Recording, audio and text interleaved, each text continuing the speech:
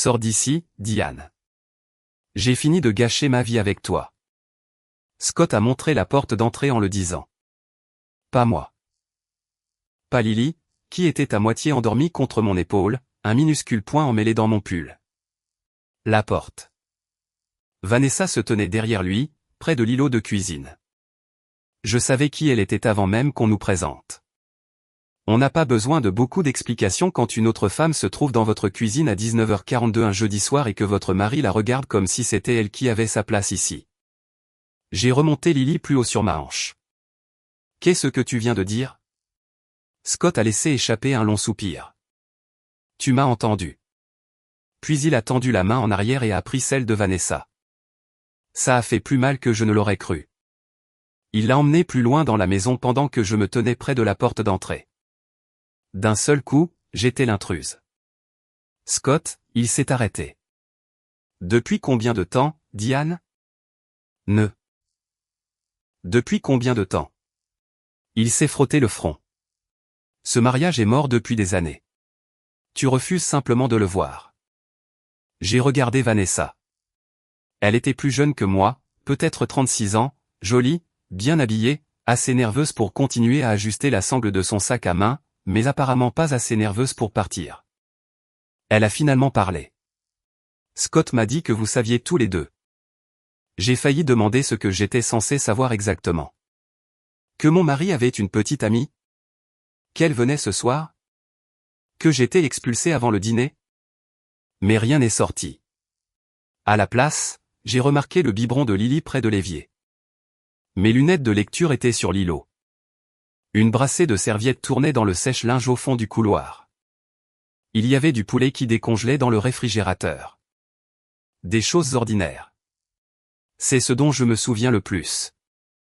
Tous ces petits morceaux du lendemain éparpillés dans une maison où, apparemment, je n'allais pas me réveiller. Lily a bougé contre moi. Scott l'a regardé une demi-seconde. Son expression a changé. Puis elle a disparu. Emmène Lily quelque part ce soir, a-t-il dit. Nous réglerons tout demain. Quelque part? Chez Carole? Un hôtel? Je ne sais pas. Tu ne sais pas? Ne rends pas les choses plus difficiles qu'elles ne doivent l'être. Je l'ai dévisagé. Tu as amené une autre femme dans notre maison, et c'est moi qui rends les choses difficiles? Vanessa a détourné le regard. Scott, non. Mon père a payé la compte sur cette maison. J'ai vraiment cru que j'avais mal entendu. Qu'est-ce que ça a à voir avec quoi que ce soit? Ça veut dire ne commence pas à prétendre que c'est quelque chose que tu as construit. Celle-là a fait mouche. J'avais passé 15 ans à construire des choses avec Scott. L'entreprise de son père, notre crédit, notre maison, notre famille. Je n'avais simplement pas réalisé qu'il tenait une comptabilité différente dans sa tête. Puis des phares ont balayé les fenêtres de devant. Une portière de voiture a claqué. Une minute plus tard, Evelyn est entrée. J'ai failli pleurer de soulagement. La mère de Scott et moi n'avions jamais eu la relation dont les gens plaisantent avec les belles-mères. Après la mort de Frank, c'est moi qui la conduisais à ses rendez-vous quand elle ne se sentait pas stable au volant. Quand Lily est née, Evelyn a pratiquement vécu avec nous pendant 2 semaines. Elle a lavé les biberons, plié les minuscules vêtements, et s'est une fois assise sur le sol de la salle de bain avec moi à 3 heures du matin parce que je pleurais d'épuisement. Quelques semaines plus tôt, elle m'aidait à ranger les vêtements de Lily quand elle avait posé une question étrange. Est-ce que tu gardes toujours des copies des papiers importants ailleurs qu'au bureau? J'avais ri. Quels papiers importants? Elle n'avait pas répondu. Maintenant, elle franchissait ma porte d'entrée en portant une vieille valise sansonite marron. Evelyn. Elle ne m'a pas regardé. Elle a traversé directement l'entrée et a laissé tomber la valise lourdement à mes pieds. Prends ton sac sans valeur et va-t'en. Je l'ai regardé fixement. Scott a eu un petit rire derrière moi. Pendant un instant, ça a fait plus mal que tout ce qu'il avait dit. Evelyn, rien. Mais ensuite, elle a regardé Lily. Pas moi. Lily. Sa main est restée enroulée autour de la poignée de la valise une seconde de plus que nécessaire. Puis elle l'a lâchée. Elle est passée devant moi et est entrée dans la maison. C'est là que j'ai arrêté de discuter. Peut-être qu'il arrive un point où l'humiliation est si encombrée qu'il n'y a tout simplement plus de place pour qu'une autre personne s'y faufile. J'ai mis Lily dans son porte-bébé, j'ai attrapé le sac à langer et mon sac à main, j'ai ramassé cette vilaine valise et je suis parti. Il pleuvait dehors. Pas fort, juste une pluie froide d'octobre, du genre qui s'infiltre sous votre col avant que vous ne la remarquiez. Personne ne m'a suivi. J'ai attaché Lily sur le siège arrière et je suis resté assise au volant un moment. Je ne savais pas où aller. Ça m'effrayait. Puis j'ai vérifié mon portefeuille. Ma carte de débit était là. Notre visa conjointe aussi.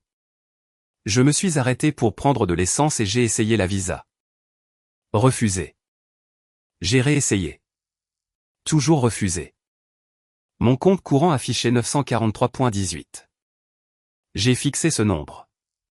Il fut un temps où je connaissais le solde de chaque compte important que nous avions. Je m'étais occupé de la pêche et Mercé au Millwork, des paiements aux fournisseurs, des acomptes des clients, de la paperasse bancaire. Puis nous avions passé des années à espérer un bébé. Quand je suis finalement tombé enceinte de Lily à 39 ans, ce fut une grossesse difficile. Et Scott m'a progressivement déchargé de plus en plus de tâches. Je m'en occupe, disait-il. Toi, occupe-toi du bébé. À l'époque, ça semblait affectueux. Maintenant, à 40 ans, avec ma fille de 8 mois sur le siège arrière, je ne pouvais même pas vous dire combien d'argent il y avait sur les comptes de mon propre ménage. J'ai conduit en direction de Polari. Il y avait un Hampton Inn là-bas où des parents avaient séjourné auparavant. Rien d'extraordinaire, propre, familier, sûr. À la réception, j'ai tendu mon permis de conduire à l'employé. Elle a tapé un moment, puis m'a regardé. Madame Mercé ? Oui, vous avez déjà une réservation. Ah bon ? 3 nuits, prépayées. Ma première pensée a été Scott. Peut-être la culpabilité. La culpabilité avait réussi à survivre quelque part en lui. Quand elle était réservée ? Elle a vérifié. Cet après-midi.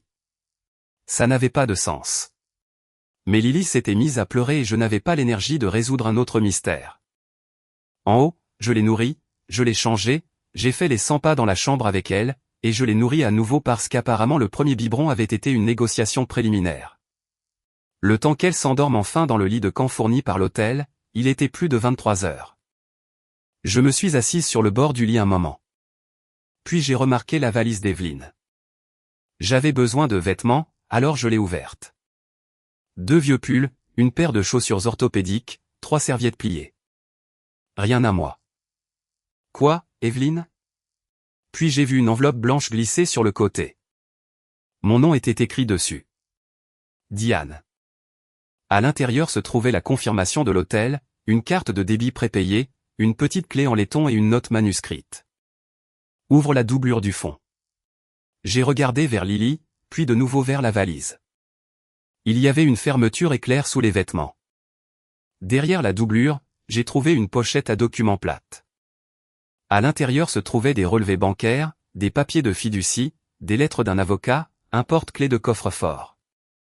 Je ne comprenais pas la plupart de ce que je regardais. Puis j'ai trouvé un relevé de compte. J'ai lu le solde, puis je l'ai relu. 812 463,7 $. J'ai vérifié les noms. Evelyn Mercé, le mien, celui de Lily. Sous les relevés se trouvait une épaisse enveloppe crème. Diane, lis ceci seul. Je l'ai ouverte. La première phrase était de l'écriture d'Evelyn. Diane, pardonne-moi pour ce que j'ai fait devant Scott. Je me suis arrêté. Puis j'ai lu la ligne suivante. J'avais besoin que mon fils croie que je l'avais choisi. J'ai regardé ma fille endormie de l'autre côté de la chambre d'hôtel. 1 heure plus tôt, j'avais cru que Scott m'avait pris mon mariage, ma maison et sa mère en une seule nuit. Maintenant, je comprenais une chose. Evelyn ne m'avait pas jeté cette valise parce qu'elle voulait que je parte. Elle avait eu besoin que Scott le croie. Et quoi qu'elle ait caché à l'intérieur, elle avait essayé de le faire sortir de cette maison avec moi. J'ai lu la lettre d'Evelyn assise sur le lit de l'hôtel avec la lampe de chevet baissée. Lily dormait à quelques mètres de là. Toutes les 2 minutes, je regardais pour m'assurer qu'elle respirait toujours. Les nouvelles mères font ça. Apparemment, les nouvelles mères célibataires le font plus souvent. La lettre commençait par Vanessa. Evelyn avait découvert la liaison 6 semaines plus tôt. Pas parce que Scott avait avoué, mais parce qu'Evelyn avait vu une dépense sur l'une des cartes de l'entreprise pour un restaurant en ville, puis avait entendu Scott parler à Vanessa au téléphone 2 jours plus tard. Cela seul l'avait rendue méfiante. Ce qui l'avait effrayée, c'était tout ce qui avait suivi. Scott avait commencé à poser des questions sur le refinancement des biens de l'entreprise. Il voulait des copies des anciens titres de propriété. Il avait parlé de vendre Merceomen Millwork. Et un après-midi, Evelyn l'avait entendu dire à quelqu'un au téléphone, « Je veux juste que tout soit réglé avant que Diane ne commence à poser des questions. » J'ai lu cette ligne 2 fois. Puis je suis resté assise dans le noir et j'ai pensé au nombre d'années que Scott avait passé à s'assurer que je n'en pose aucune. La lettre d'Evelyn expliquait aussi l'argent. Les 812 416,37 $ étaient à elle. L'argent de l'assurance vie de Frank, le produit de terres agricoles qu'elle avait hérité de son père et vendu des années plus tôt. Des investissements, des économies, rien de l'entreprise, rien de caché à Scott qui lui appartenait. Elle avait créé une fiducie révocable après la mort de Frank et en avait changé une partie quand elle avait réalisé que Scott préparait des plans dans mon dos. Une phrase ressortait. Cet argent peut te donner du temps. Il ne peut pas prendre de décision pour toi. Ça ressemblait exactement à Evelyn. Serviable mais pas sentimentale à ce sujet. Au bas de la lettre se trouvait un nom.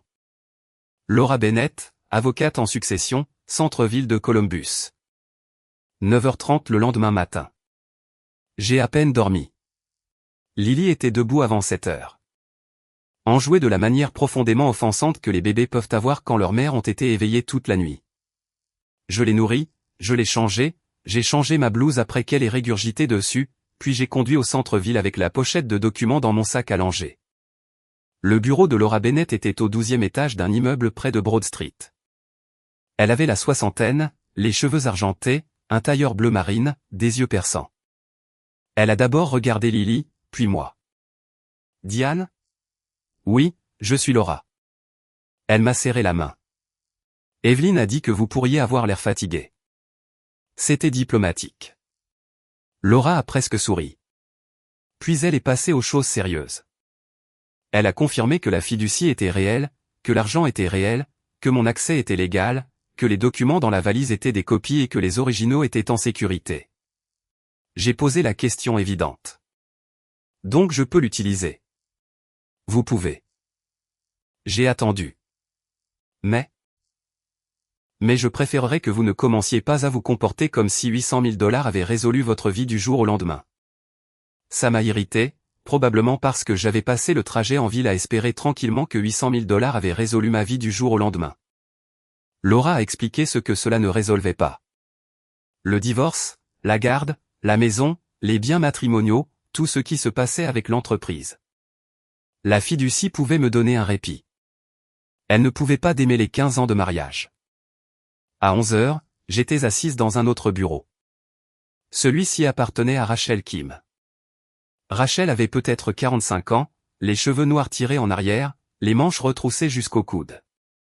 Elle avait l'expression calme de quelqu'un qui avait déjà entendu 3 histoires terribles ce matin-là. Je lui ai raconté la mienne. Quand je suis arrivé à la partie sur la visa bloquée, elle m'a arrêté. Quand l'a-t-il bloquée ? La nuit dernière ? Avant ou après votre départ ? Avant, apparemment. Elle a noté quelque chose. Et vous êtes parti parce que mon mari a amené une autre femme dans notre maison et m'a dit de sortir. Rachel a levé les yeux. Bien. Je l'ai regardé fixement. Bien. Pas ce qui s'est passé. La façon dont vous l'avez dit. C'était ma première leçon de droit du divorce. Les mots comptaient. Rachel m'a dit que Scott avait déjà engagé un avocat. Il était en avance sur moi. Ça m'a fait plus peur que je ne voulais l'admettre. Puis elle a dit, il a une longueur d'avance. Ça ne veut pas dire qu'il a la ligne d'arrivée. Je m'en suis souvenu. Puis sont venus les devoirs. Relevé bancaire, déclaration de revenus, registres hypothécaires, textos, EMAI, documents commerciaux, tout ce qui montrait ce que j'avais fait chez Merceomen Millwork, tout ce qui montrait qui possédait quoi, tout ce qui montrait où l'argent avait circulé. J'ai regardé son bloc-notes. Je savais tout ça avant. Rachel a fait une pause. Qu'est-ce qui a changé? Il y avait une douzaine de réponses. La grossesse, l'épuisement, la confiance, l'habitude, Scott, moi. J'ai arrêté de demander. C'était la plus honnête. Pendant des années, j'avais tout su de l'entreprise. La paie, les soldes des fournisseurs, les acomptes des clients, les échéances bancaires. Puis la vie s'est remplie. Nous avions passé des années à essayer d'avoir un enfant. Quand je suis finalement tombé enceinte de Lily à 39 ans, ce n'était pas une grossesse facile. Scott a commencé à dire « je m'en occupe ». Au début, ça ressemblait à de l'aide. Puis c'est devenu normal.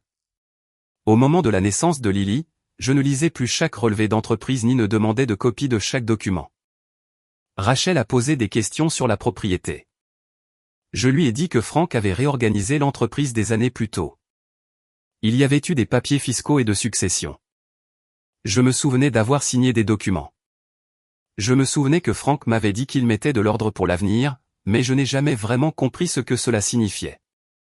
Les copies sont retournées au bureau.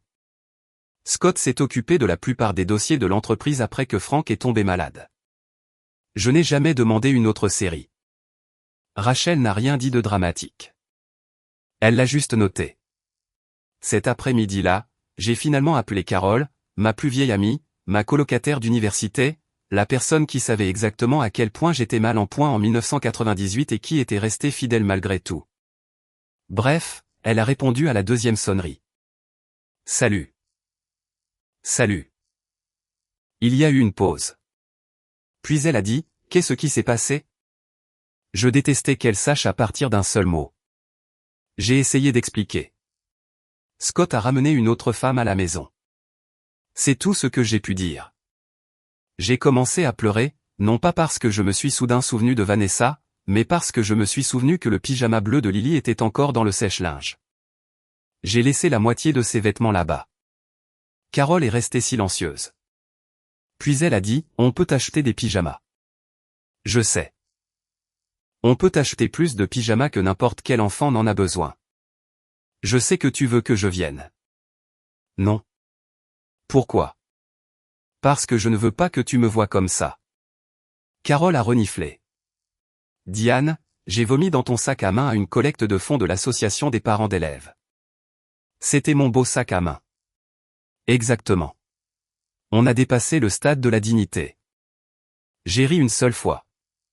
Ça a aidé. Le lendemain matin, Rachel a appelé. Pouvez-vous venir? Mon estomac s'est noué. Quelque chose ne va pas? Je ne sais pas encore. 1 heure plus tard, j'étais assise en face d'elle pendant que Lily mâchait une girafe en silicone. Rachel a tourné un document fiscal vers moi. En haut, il y avait mon nom. Puis un nombre, 30%. J'ai levé les yeux. Qu'est-ce que c'est? Un K1. Je sais ce qu'est un K1. Alors regardez la ligne de la propriété. Je l'ai fait. Puis j'ai regardé l'année suivante. Même nombre. Puis la suivante. Même chose. Rachel a croisé les mains. Scott n'arrête pas de dire que Mercer-Omen Millwork est son entreprise. C'est son entreprise. Rachel a secoué la tête. Pas selon ses déclarations. Je l'ai regardé fixement. Ça doit être une erreur. Peut-être. Peut-être que si c'est faux depuis des années. Elle a poussé les documents plus près de moi. Et si ce n'est pas faux, Diane, alors votre mari a passé très longtemps à vous laisser mal comprendre quelque chose qui vous appartenait. J'ai de nouveau baissé les yeux sur mon nom. 30%. Pour la première fois depuis que j'avais quitté la maison, je me suis demandé si Scott avait caché plus qu'une liaison. Peut-être qu'il avait passé des années à m'apprendre à appeler ma propre vie la sienne. 30%. J'ai fixé le nombre jusqu'à ce que Lily laisse tomber sa girafe en silicone sur le tapis de Rachel. Je l'ai ramassée, je l'ai essuyée sur ma manche et je la lui ai rendue. Puis j'ai regardé Rachel. Expliquez-moi ça comme si je n'avais pas dormi correctement depuis 8 mois. Elle a sorti un autre document de la pile. Ces déclarations vous montrent comme propriétaire à 30% de Mercer-Omen Millwork, et Scott à 40%. J'ai cligné des yeux. 40%? Oui. Il parle comme s'il possédait tout. Rachel m'a jeté un regard. C'est un problème de mariage. Je parle de paperasse. Très bien. Et les 30 autres? À l'origine Frank. Et après sa mort, c'est une des choses que nous devons confirmer. J'avais déjà une assez bonne idée. Evelyn avait hérité de la plupart des biens de Frank. Pourtant, Rachel m'a averti de ne pas commencer à célébrer. Les déclarations de revenus étaient des preuves utiles, mais elles ne constituaient pas l'ensemble des registres de l'entreprise. Nous avions besoin des documents de propriété originaux et de toutes les modifications apportées par la suite. Ainsi, au lieu de découvrir que je possédais 30% d'une entreprise et de me sentir immédiatement puissante, j'ai passé les jours suivants à fouiller dans 15 ans de paperasse. Ça ressemblait plus à ma vie. J'ai épousé Scott quand j'avais 25 ans. Merceomen Millwork était déjà établi, mais c'était encore une opération très familiale. Frank s'occupait des ventes et des relations avec les gros clients. Scott travaillait sur les devis, les projets et finalement la gestion. J'ai commencé à aider parce que le bureau était toujours en retard. Au début, c'était le samedi matin. Peux-tu entrer ces factures? Puis ce fut la paie, puis les comptes fournisseurs, puis les acomptes des clients, puis les renouvellements d'assurance et la paperasse bancaire. Personne ne s'est jamais assis avec moi pour me dire, Diane, tu travailles ici maintenant. Un jour, j'ai juste réalisé que j'avais un bureau. La récession de 2008 nous a presque anéantis. Les clients annulaient les rénovations. Les constructeurs disparaissaient. Un client commercial a fait faillite en nous devant près de 90 000 $. Je me souviens de Frank debout dans l'embrasure de la porte du bureau un vendredi après-midi. Pouvons-nous payer les salaires? Oui, c'était techniquement vrai. Ce que je ne lui ai pas dit, c'est que j'avais passé les 3 jours précédents à appeler les clients avec des factures impayées, à déplacer 2 paiements de fournisseurs et à convaincre notre banque de ne pas réduire la ligne de crédit. Nous avons payé les salaires. Nous avons survécu. Et puis tout le monde est passé à autre chose. C'est ainsi que beaucoup de travail devient invisible. Si vous le faites correctement, le désastre n'arrive jamais. Alors, finalement, les gens oublient qu'il y a jamais eu quelque chose à empêcher. Quelques jours après que Rachel m'ait montré les déclarations de revenus, Evelyn m'a demandé de la rencontrer dans un Panera à Westerville. Nous avons choisi une banquette au fond. Elle avait déjà du café quand je suis arrivé et une enveloppe Kraft posée à côté d'elle. Pendant un moment, aucune de nous deux ne savait comment saluer l'autre. Je me suis finalement assise. Evelyn a croisé les mains autour de sa tasse. Je te dois des excuses. Tu en as écrit. L'écrire était plus facile. Oui. Elle m'a regardé. Je n'aurais pas dû le faire de cette façon. Je savais exactement ce qu'elle voulait dire. La valise, toute l'affaire. Tu m'as fait peur, Evelyn. Je sais. Je tenais Lily. Je sais. C'était important. Elle ne m'a pas dit que ça avait été nécessaire. Elle n'a pas dit que je comprendrais un jour. Elle m'a juste laissé être en colère. Après un moment, elle a poussé l'enveloppe vers moi. Je voulais que tu aies ça.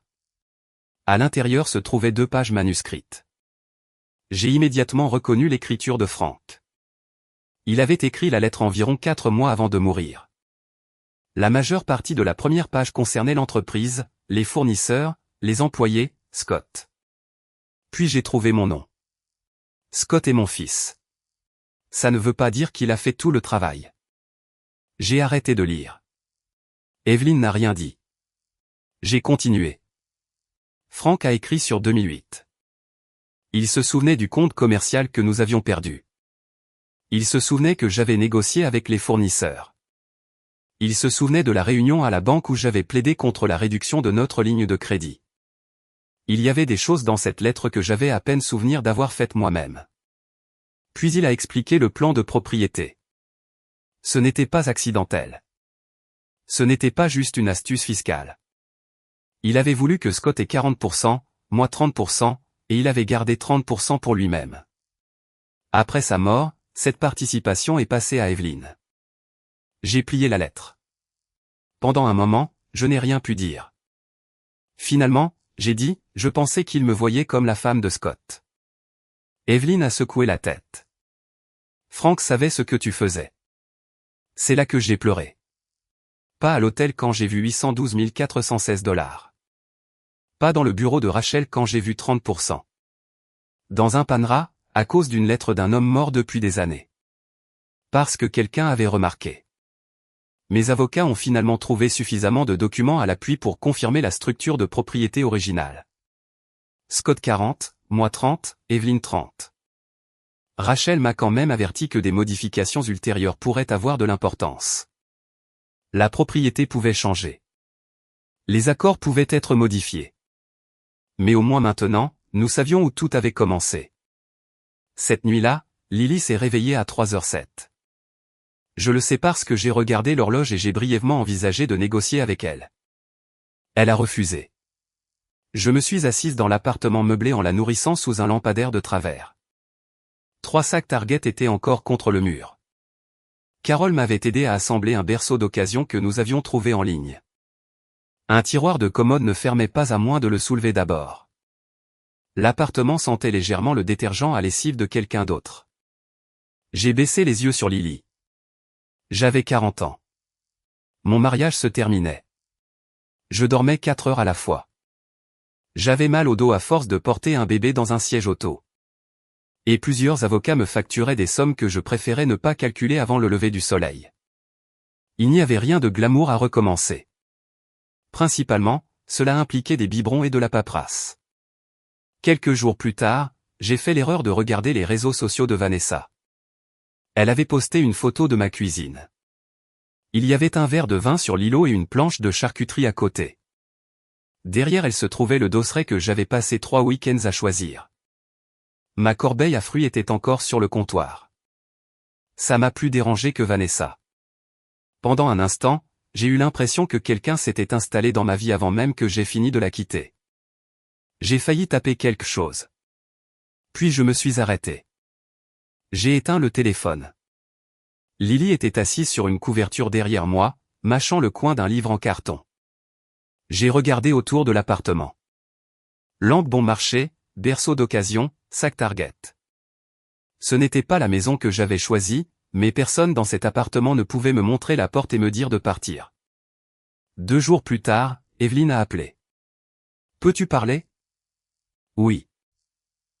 Scott a déjeuné hier avec des gens de Great Lake Residential Group.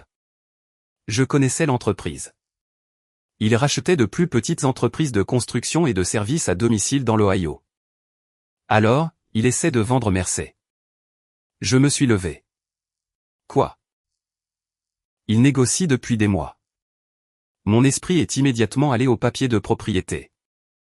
Il ne peut pas le vendre tout seul. Non. L'avocat d'Evelyne avait vérifié l'accord d'exploitation.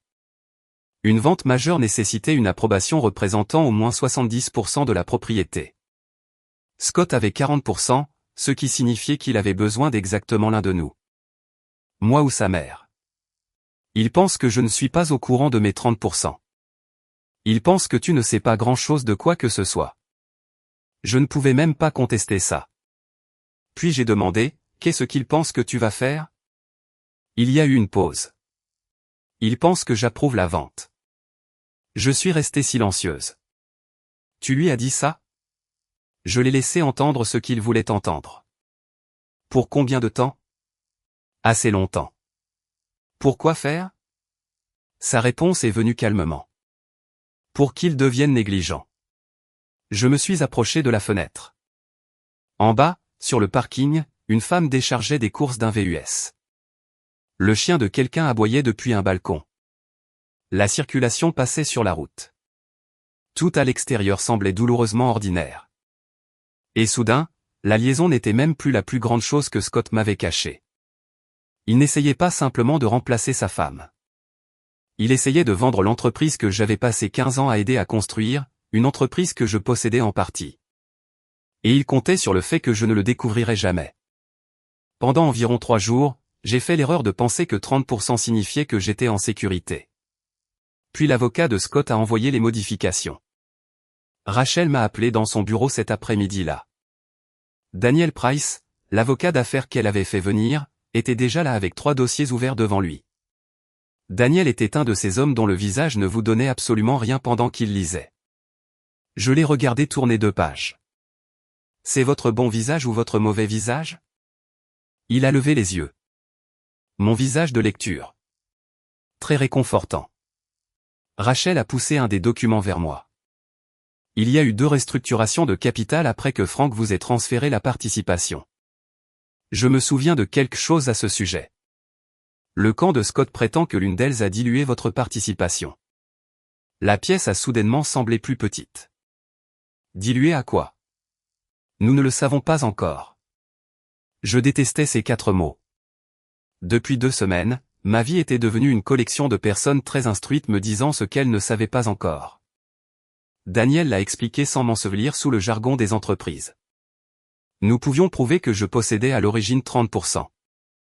Ce que nous ne pouvions pas encore prouver, c'était si ce pourcentage avait changé plus tard. Alors, les cas ne signifient rien. Je n'ai pas dit ça. La lettre de Frank? Utile, mais pas déterminante. Les déclarations de revenus?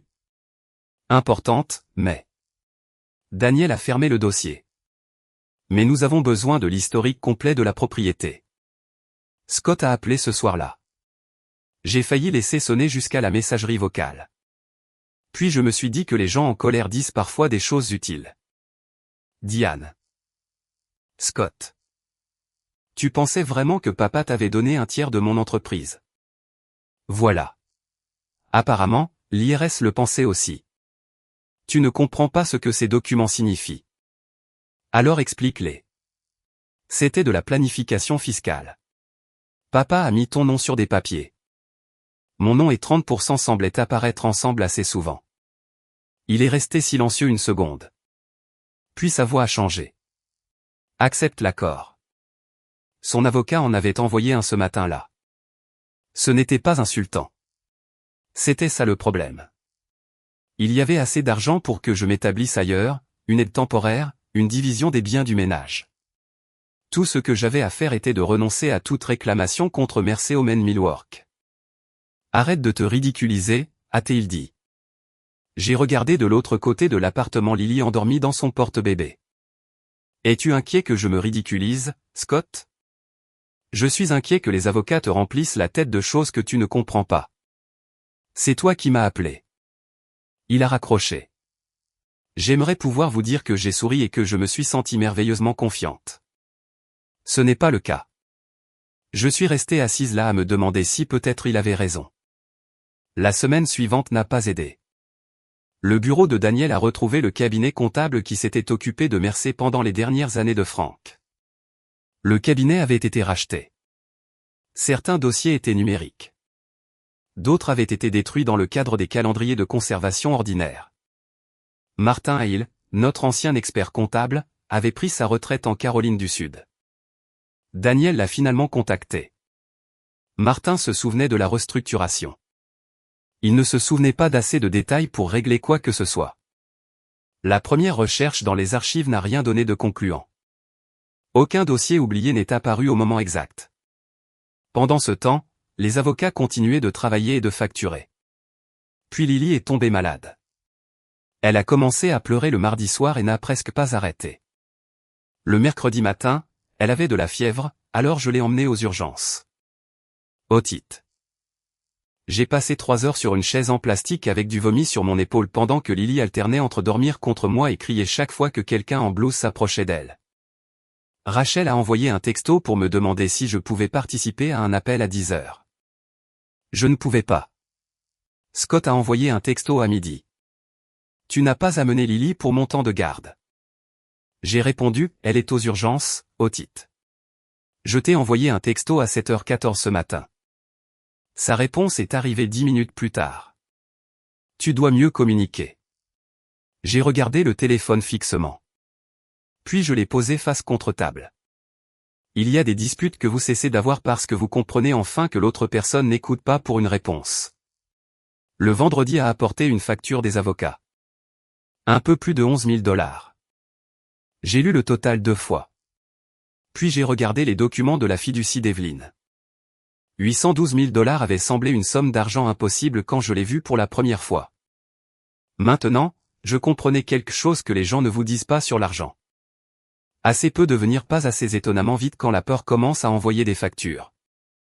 Cette nuit-là, après que Lily se soit endormie, je me suis assise par terre à côté de son berceau. J'avais l'offre de règlement de Scott, la facture des avocats, un reçu d'épicerie, mon bail d'appartement, une calculatrice. Si j'acceptais son offre, je pouvais arrêter. C'est ce qui me tentait.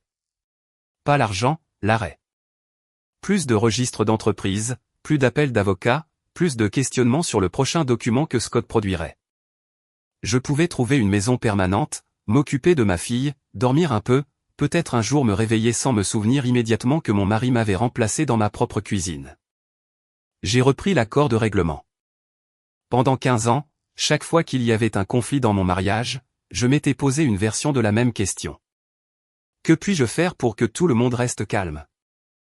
Prendre le travail supplémentaire.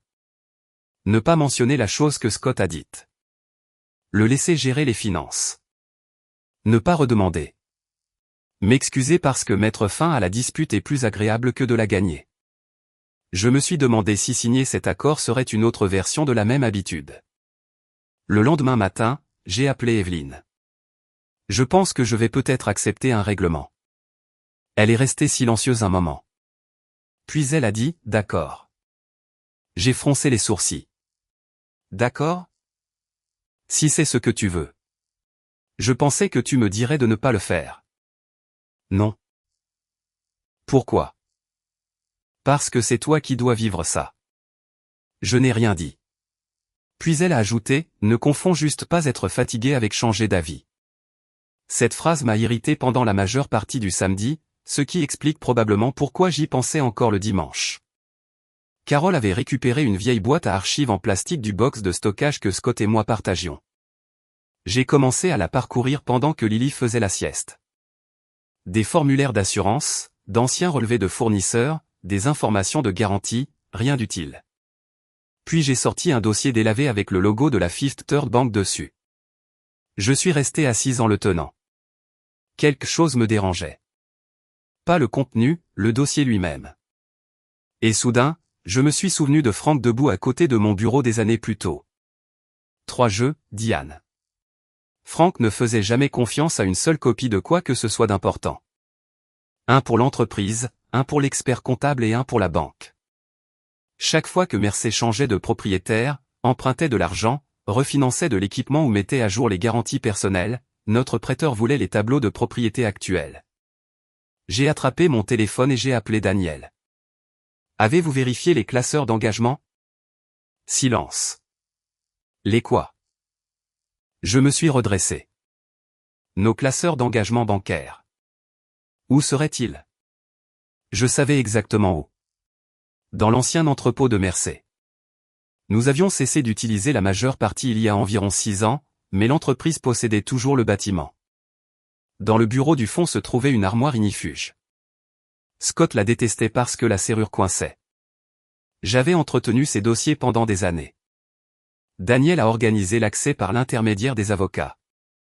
2 jours plus tard, nous nous trouvions dans ce vieux bureau poussiéreux. L'armoire était toujours là. La serrure qui coince aussi. À l'intérieur se trouvaient des classeurs organisés par année. Daniel a d'abord trouvé les tableaux de propriété, puis les accusés de réception du prêteur, puis les documents entourant la restructuration que l'avocat de Scott prétendait m'avoir dilué. Nous avons passé près de 2 heures à faire correspondre les dates. La transaction avait ajusté les comptes de capital. Elle n'avait pas modifié les pourcentages de propriété. Mais 30% étaient toujours 30%.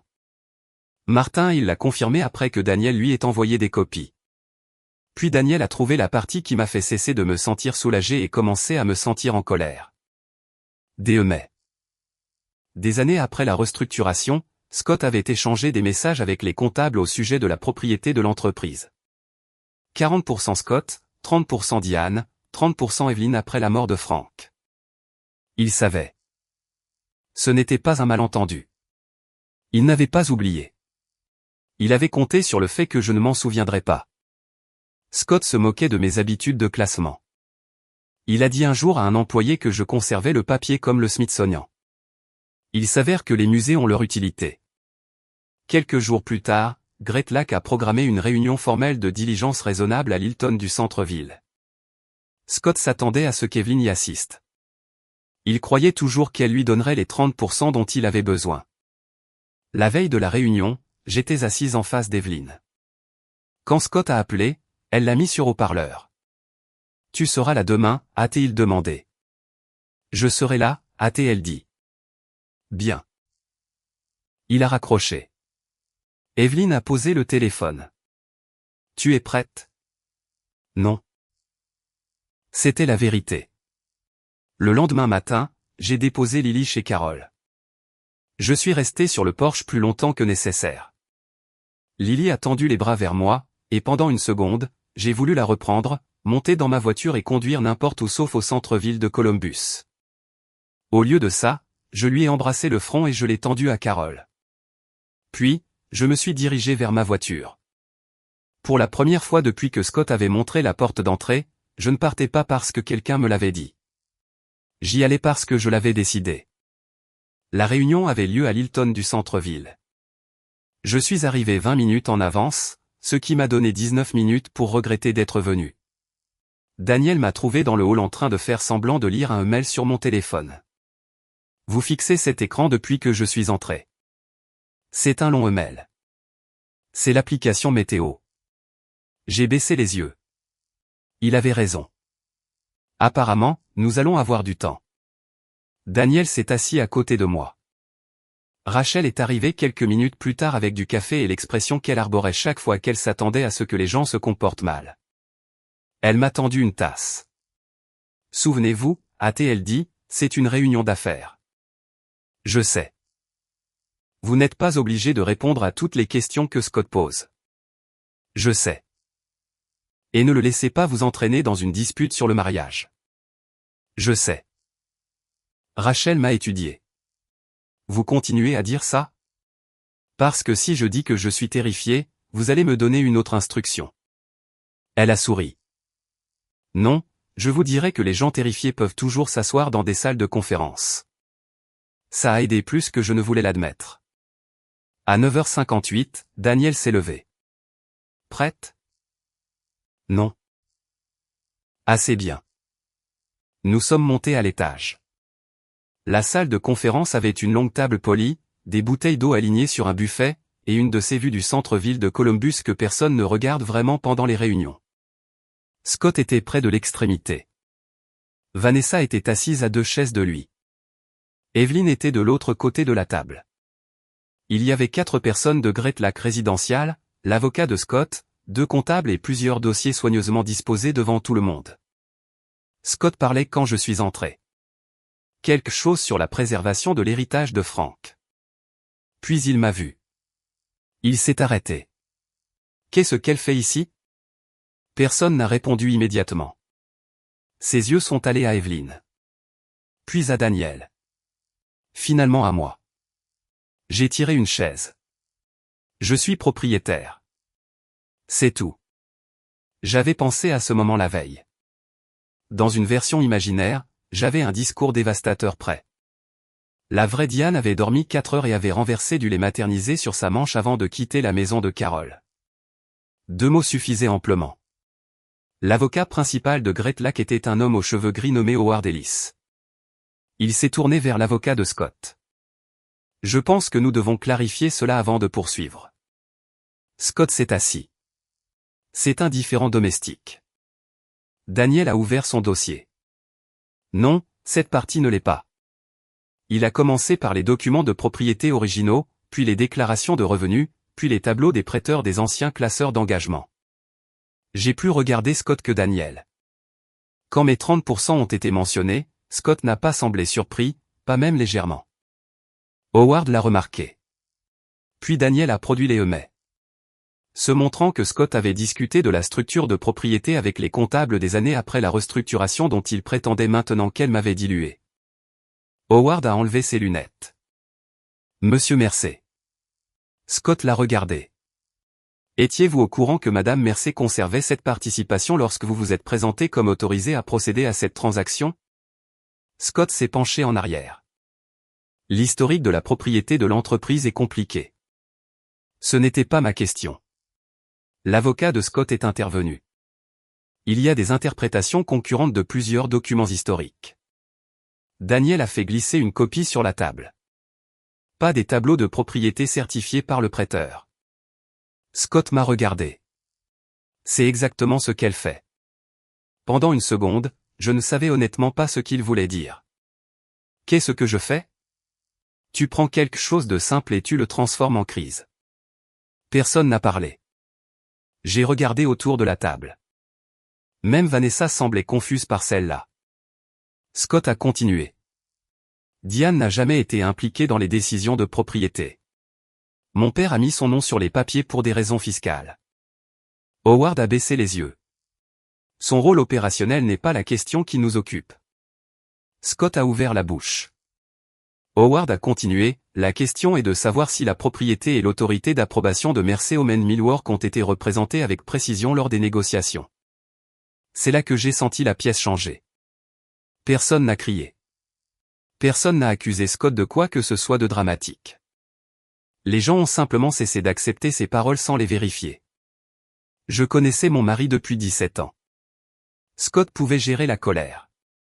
Il pouvait gérer le fait de ne pas être aimé.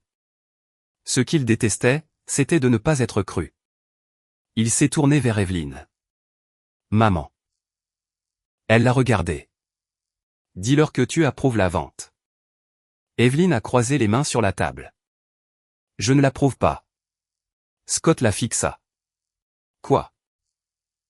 Je ne l'approuve pas. Tu as dit que tu étais avec moi. Non, tu m'as dit que tu serais ici. Je suis ici. Son visage a changé. Tu m'as menti. Evelyn a fait une pause. Oui. Scott a semblé vraiment stupéfait. Puis elle a ajouté, je voulais voir combien de temps il te faudrait pour le remarquer. C'était Evelyn, 70 ans et apparemment capable de faire paraître un homme adulte de 12 ans sans élever la voix. L'avocat de Scott a demandé une courte pause. Howard a refusé. Les comptables avaient encore des questions. Celles-ci se sont avérées pires. La diligence raisonnable avait découvert des voyages personnels mélangés aux dépenses de l'entreprise. Il y avait des travaux effectués chez Scott par des fournisseurs qui facturaient également Mersey. Plusieurs distributions aux propriétaires nécessitaient des éclaircissements. Et Vanessa avait été payée dans le cadre d'un accord de consultation qui n'avait pas été entièrement divulgué à l'acheteur. Rien ne ressemblait à quelque chose que l'on verrait au journal du soir. Cela le rendait presque plus embarrassant. Ça avait l'air négligé, privilégié, comme si Scott avait passé si longtemps à considérer l'entreprise comme sa propriété personnelle qu'il avait cessé de remarquer où l'entreprise se terminait et où il commençait. Vanessa avait à peine parlé depuis mon entrée. Finalement, elle s'est tournée vers lui. Tu m'as dit qu'il n'y avait rien qu'elle puisse réclamer. Scott ne l'a pas regardé. Ce n'est pas le moment. Tu as dit que tu possédais l'entreprise. Je dirige l'entreprise. Ce n'est pas ce que tu as dit, Vanessa. Elle s'est penchée en arrière. Apparemment, tout le monde savait quelle heure il était. Un mois plus tôt, j'aurais apprécié ça. J'avais imaginé Vanessa découvrant que Scott lui avait menti et je m'étais imaginé me sentir merveilleusement vengé. Au lieu de cela, je me sentais surtout fatigué. Elle savait qu'il était marié. Elle savait que Lily existait. Je n'allais pas lui trouver d'excuses, mais je pouvais voir autre chose maintenant. Scott avait donné à Vanessa sa propre version de la réalité. Le mariage était déjà terminé. Diane n'avait pas d'importance. L'entreprise lui appartenait. La vente paierait le prochain chapitre de leur vie. Il avait simplement oublié que finalement, différentes versions de la vérité finissent par s'asseoir à la même table. Howard a demandé une suspension de séance.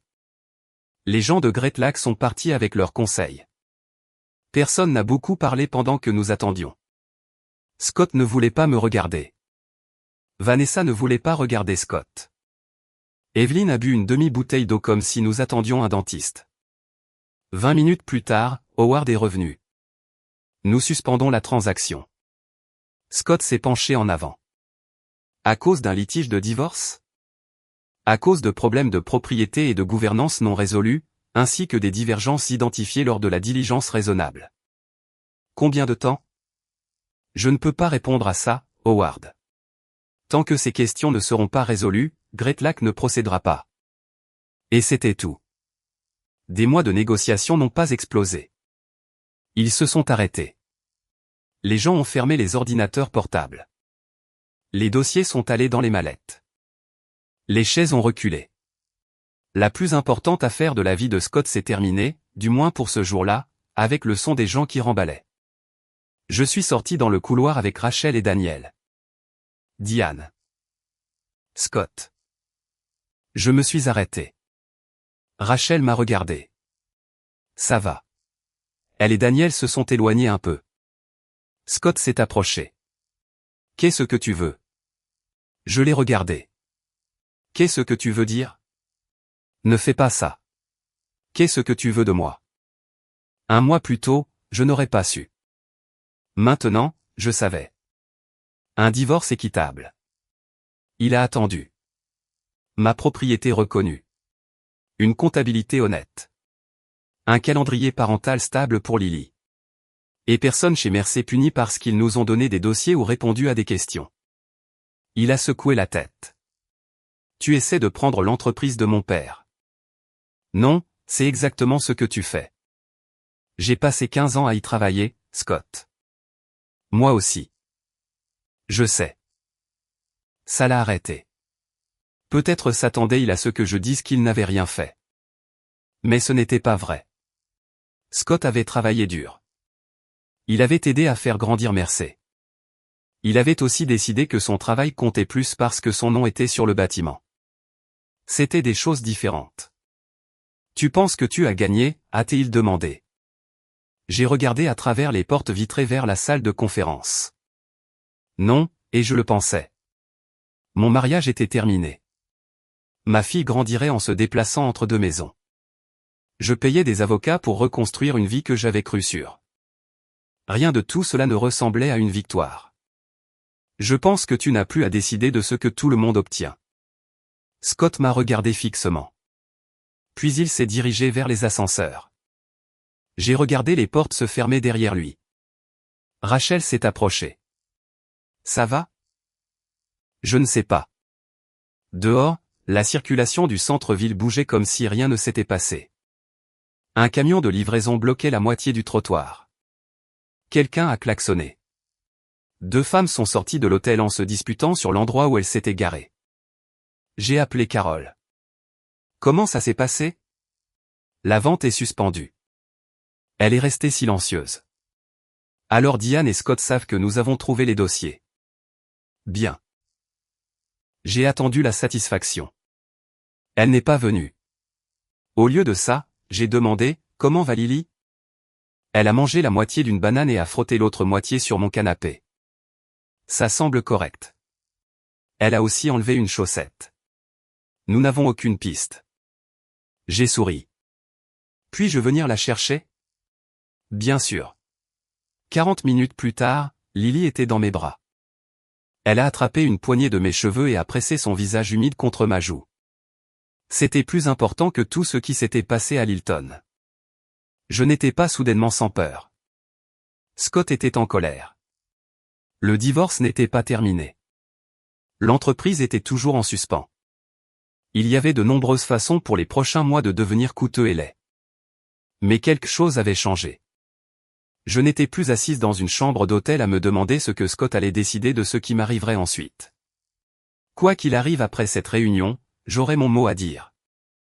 11 mois plus tard, j'ai signé la dernière page de notre accord de divorce dans une salle de conférence avec du mauvais café et un tableau effaçable à sec que personne n'avait pris la peine de nettoyer. Il n'y a pas eu de tribunal, pas de juge prononçant un discours, pas de Vanessa assise à l'arrière l'air misérable. Juste Scott, nos avocats, un médiateur avec la patience d'un saint, et moi. À ce moment-là, j'avais 41 ans. Lily avait appris à marcher. Scott et moi avions appris avec beaucoup moins de grâce comment cesser d'être mariés.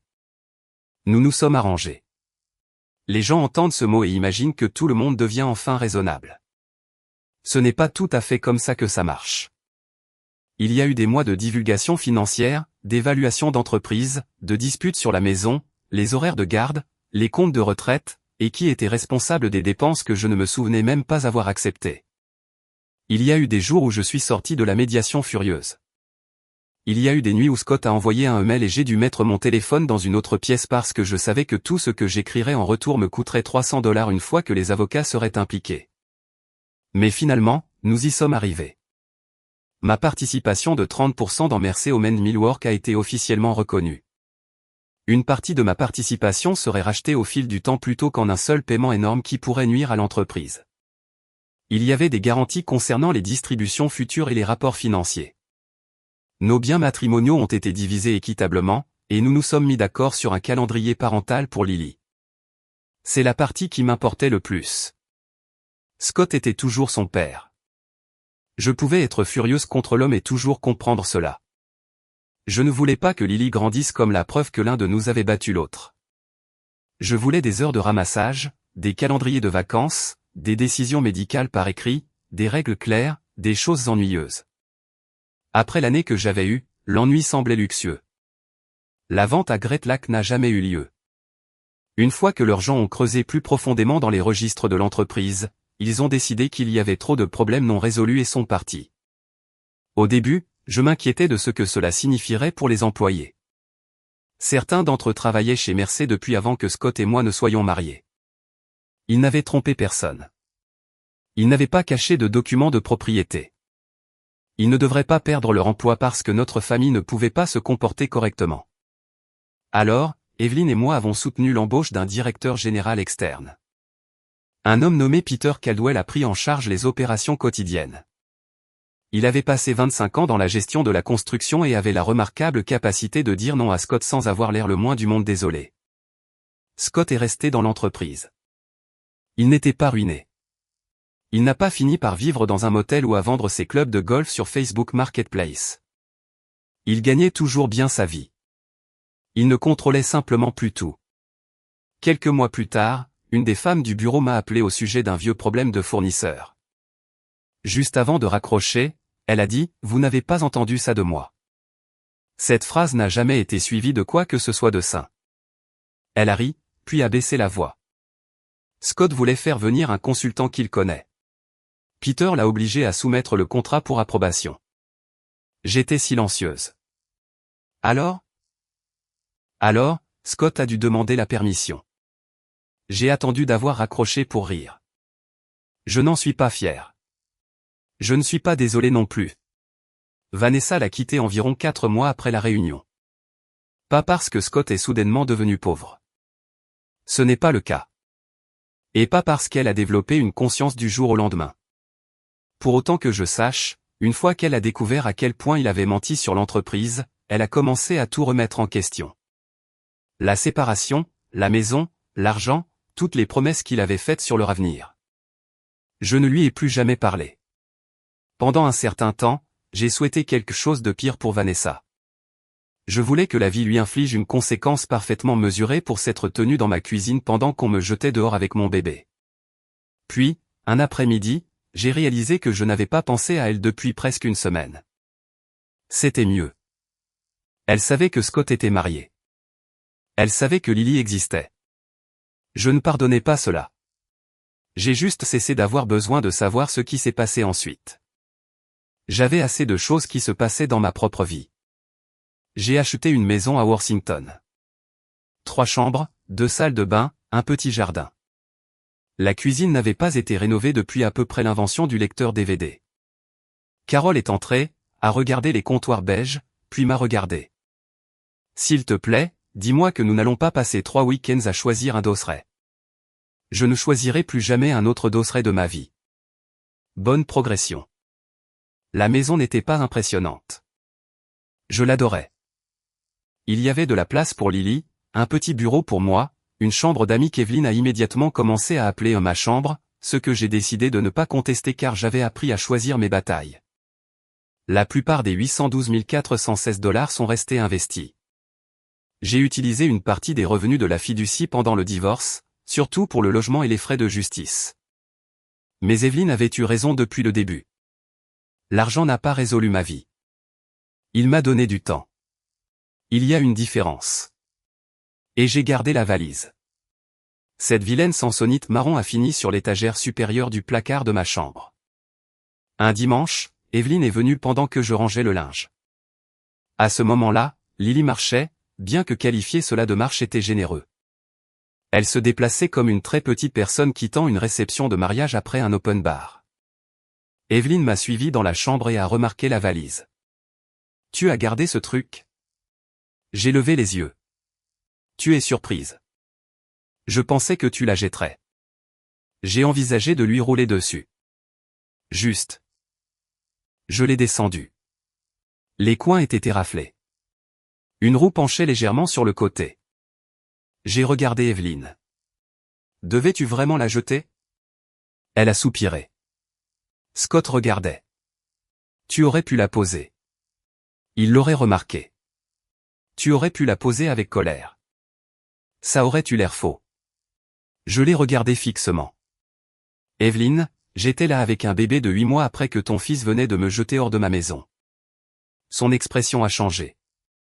Je sais. Il n'y avait aucune défense dans sa voix. J'ai aussi rejoué cette nuit-là, Diane. Cela a fait disparaître le reste de la colère en moi. Pas toute. Assez. Elle a touché la poignée de la valise. Cette Sansonite a survécu à 3 croisières et à ton beau-père. J'ai attendu. Elle pouvait supporter une allée. J'ai ri. J'ai essayé de ne pas le faire. Ça a fait rire Evelyne. 1 minute plus tard, nous étions assises sur le bord de mon lit pendant que Lily entrait dans la pièce en portant une de mes chaussures. Il y avait quelque chose que je voulais demander à Evelyne depuis des mois. Pourquoi moi? Elle a froncé les sourcils. Quoi? La fiducie. 812 000 $, c'est beaucoup d'argent. Pourquoi donner ce genre de protection à ta belle-fille au lieu de ton fils? Elle a regardé vers Lily, puis de nouveau vers moi. Parce que je t'ai vu passer 15 ans à prendre soin de tout le monde.